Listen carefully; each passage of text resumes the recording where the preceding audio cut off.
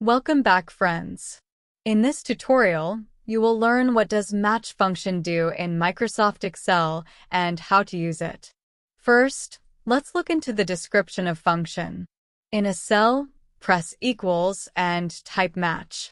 As you see here, match function returns the relative position of an item in an array that matches a specified value in a specified order. This means that it returns the column position or row position of the item you are looking for. Let's look into the practical example. Here, I need to display the row or column position of these three values in their arrays. For this, let's use match function here in this cell. Press equals, type match. Open parentheses. In the lookup value, click on this January. Give a comma. In the lookup array, select the range where they're months.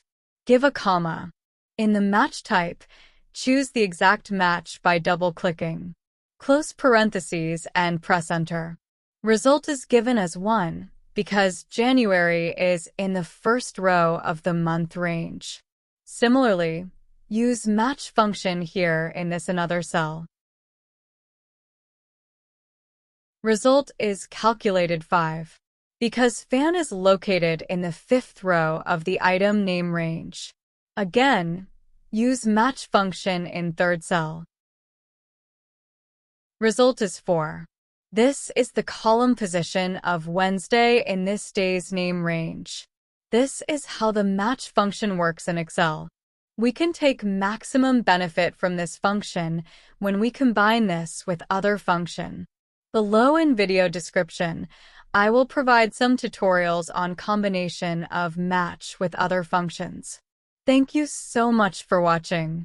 See you in next video tutorial.